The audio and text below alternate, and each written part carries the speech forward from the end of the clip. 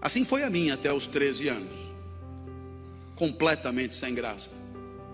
Eu ia para a escola, a aula acabava meio-dia, 15 para meio-dia, eu já estava com a mochila pronta, doido para cair fora. Cada segundo eu estava doido para cair fora. Quem sabe muitos aqui não estão nessa mesma situação.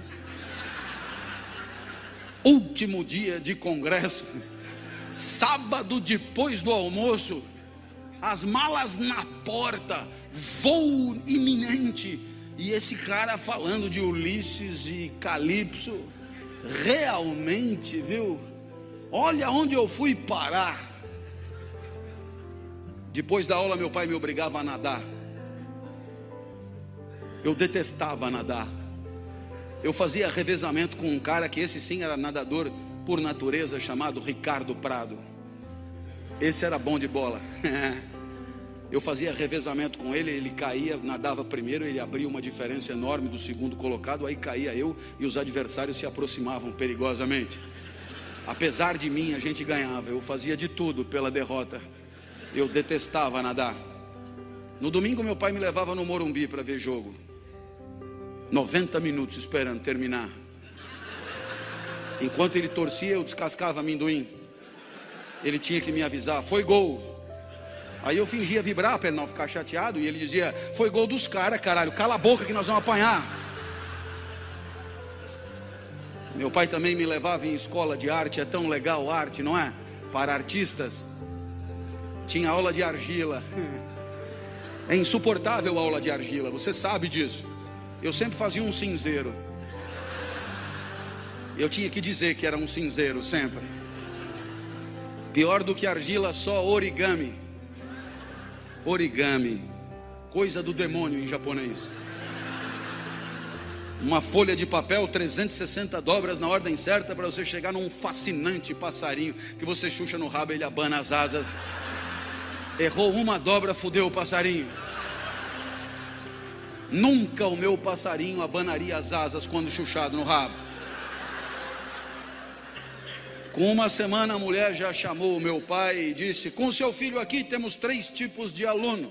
Primeiro tipo, super talentosos, serão grandes artistas. O segundo tipo, não tem tanto talento, mas estão aí se divertindo. E o terceiro tipo é o seu filho. Ele não é daqui, ele é Ulisses na ilha de Calipso. Ele está fora de lugar. Mas aí aos 13 anos a vida mudou. O professor de geografia entrou no primeiro dia de aula. Imagine isso em 1978, nos Jesuítas de São Paulo, Colégio São Luís, na Avenida Paulista. O professor de geografia entra e diz: eu não vou dar aula, o curso será todo de seminários dados pelos alunos. Teve um sorteio de temas. Para mim caiu o petróleo, assunto sem graça, mas eu já estava acostumado. A vida era sempre assim, sem graça. Fui para casa estudar. Na época me chamavam de CDF, hoje me chamariam de nerd. Eu tirava 10 em tudo, mas não vibrava com nada. No meio do semestre chegou a minha vez.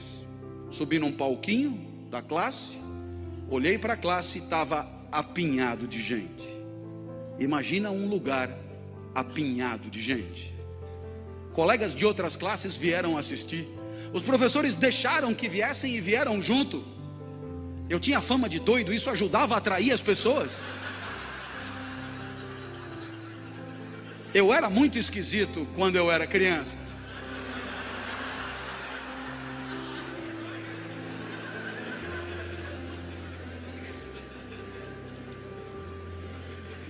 Eu sei o que você pensou, mas eu era muito mais esquisito quando eu era criança. Eu sei que pela primeira vez, quando eu olhei todo mundo ali, eu me senti bem. Foi legal estar onde eu estava. Pela primeira vez eu me senti Ulisses em Ítaca. Pela primeira vez eu estava no lugar certo. Aristóteles do lado comemorava. Pela primeira vez aquele lugar era adequado para mim, como a várzea é adequada para o arroz e o deserto ao cactus. Pela primeira vez daquele lugar eu não queria ter saído nunca. Para ter certeza que ia demorar o máximo de tempo possível, eu não começava. E olhava para todos em silêncio. Os colegas se cutucavam. Esse cara é mais doido do que eu imaginava. O professor me ameaçou: comece, eu vou lhe dar 0. eu tive que começar cheio de entusiasmo, falei tudo o que eu sabia sobre o petróleo, mas eu falei rápido demais. Quando eu acabei, faltavam 50 minutos ainda. Um colega disse: professor, deixa ele continuar falando, é tão legal o jeito que ele fala. E o professor disse: ele que fale, a aula é dele. Nossa, que dilema, que dilema. Eu não queria sair dali, mas não sabia mais porra nenhuma para falar.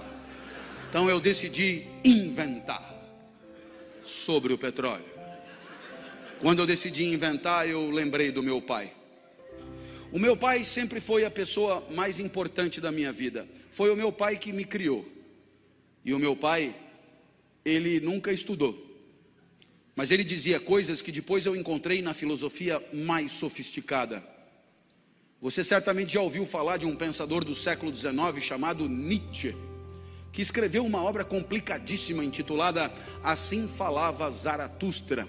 Pois muito bem, nessa obra tem uma fala que meu pai dizia praticamente com as mesmas palavras.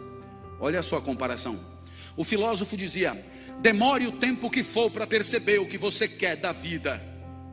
E o meu pai dizia: não tenha pressa na hora de viver. Aí o filósofo dizia: percebendo o que quer da vida, não recue ante nenhum pretexto. E o meu pai dizia: para trás nem para pegar impulso. O filósofo dizia: não recue, porque não falta no mundo quem queira te dissuadir. E o meu pai dizia: não recua, porque o mundo está cheio de gente querendo te fuder. E o meu pai ainda sempre acrescentava com carinho para mim: seu bosta. Eu lembrei do meu pai, eu me empertiguei, ali não tinha mais como recuar, e eu disse: bem, o que eu falei até aqui está no livro de vocês, é só ler, está fácil. A partir de agora eu peço que anotem, porque o que eu disser não está escrito em lugar nenhum. Olhei para trás e vi que o professor arriou os óculos intrigadíssimo. Eu tive medo, mas eu lembrei do meu pai. Seu bosta. Ali não tinha mais volta. E eu comecei: não adianta nada ter petróleo no seu território se o petróleo não presta. Tem petróleo bom, mas tem petróleo ruim. Tem petróleo que não energiza nada. O petróleo não tem a mesma qualidade pelo mundo afora. Da onde eu tirei isso, não me pergunte. Mas dando palestra na Petrobras, eles me garantiram: a intuição é perfeita, tinha petróleo que não presta mesmo, tem petróleo que não energiza nada. Eu já sabia aos 13 anos. Então eu me levantei mais e disse: todo mundo sabe que o melhor petróleo do mundo é o petróleo da Romênia. Começaram a anotar. Eu achei fascinante que anotassem.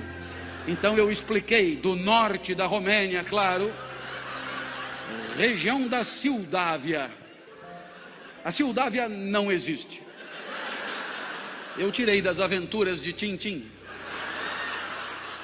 Eu olhei para trás e vi que o professor balançava incrédulo. Ele não devia entender nada daquilo. Eu não sei nem onde fica a Moldávia. Esse cara não pode estar zoando com a minha cara. Eu vi que era hora de quebrar ele no meio, aproveitar a fragilidade dele. Perguntei: o senhor sabia disso? Ele olhou apavorado e disse: não, não sabia. Eu falei: então anota para aprender alguma coisa.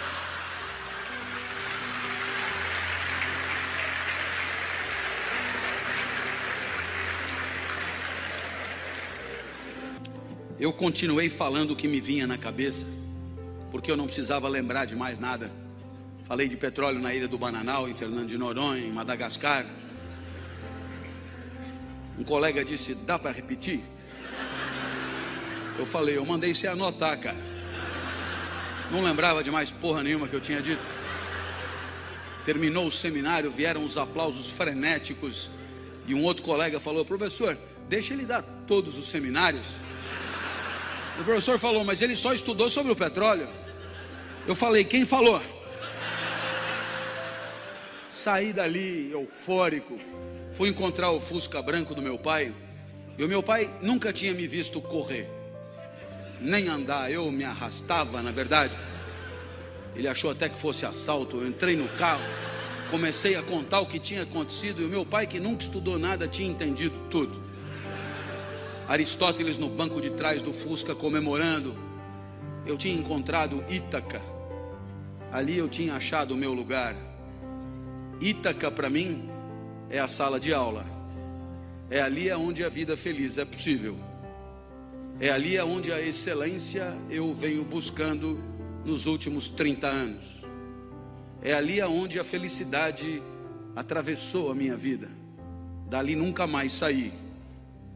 Os gregos comemoram mais uma vida bem-sucedida. Aquela pequena goiabeira que virou uma grande goiabeira. Aquela pequena planta que não encruou, mas vingou.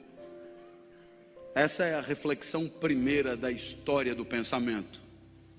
A reflexão de que tem um lugar para você, porque você tem uma natureza que é só sua, que você descobrindo qual é a tua praia, a busca da excelência é a própria felicidade.